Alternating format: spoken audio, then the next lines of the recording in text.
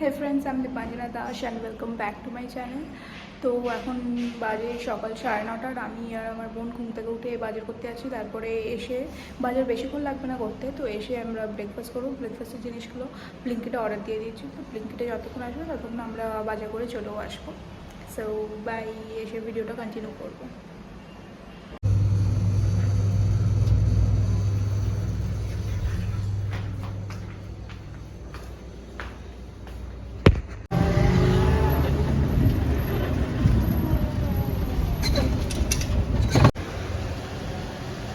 আমার যা আছে ওই টেবিলে দিয়ে দে।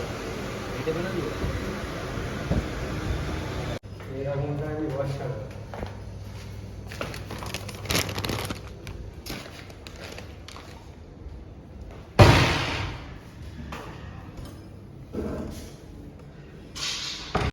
এই সবে ব্লিঙ্কিট দিয়ে দিয়েছি আমি।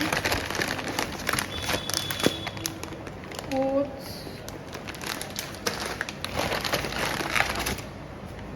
yogurt, Greek yogurt, chia seed আর ব্লুবেরিজ, কজ আমরা ইয়োগার্ট বোল বানাবো এক্ষুনি, তাই জন্য। এই চেরিজ এনেছিলাম কিছু, আর ব্যানানা আর আপেল এনেছিলাম, আর হচ্ছে যে হানি। আর এসব ফ্রুটসগুলো কেটে নেওয়া হচ্ছে, তারপরে ইয়োগার্ট বোলটা সাজানো হবে। তো इधर उसको बोल, उसका काटा पूरी चालू कर देने। तो ब्रेकफास्ट का वो मैरिनेट करके रख दो, करके हम ये कर रहे हैं ना। मैंने मैगी बनाती हूँ बच्चों को।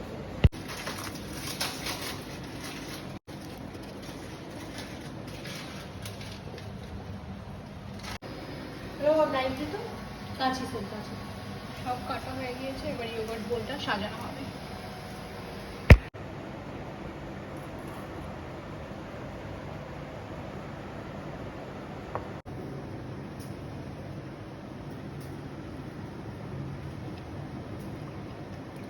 ভালো খেতে।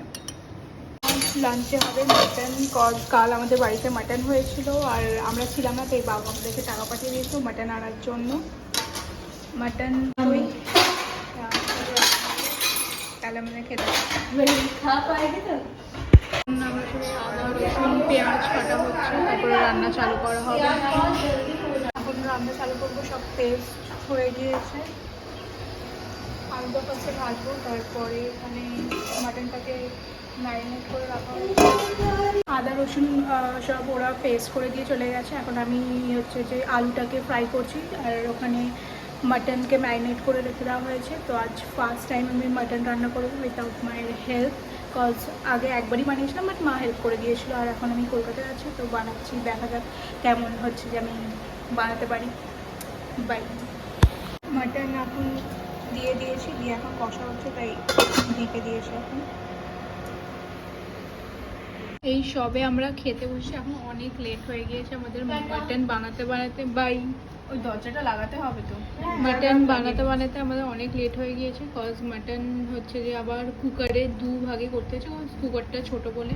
এই যে মাটন খুব ভালোই হয়েছে, অলরেডি আমি টেস্ট করে নিয়েছি, তো খুব ভালো হয়েছে।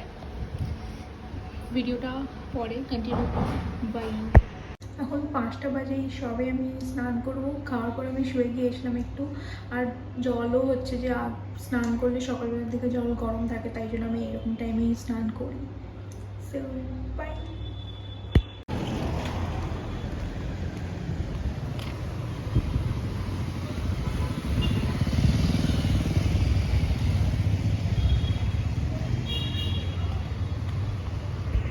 এখন কোল্ড কফি বানানো হচ্ছিল, অলি বানাচ্ছিল কোল্ড কফি।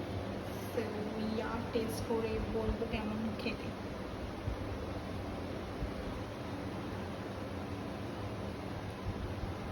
ভিডিওটা এখানেই শেষ করছি। যদি ভিডিওটা ভালো লেগে থাকে then please do like, comment, share and subscribe. Thank you, by.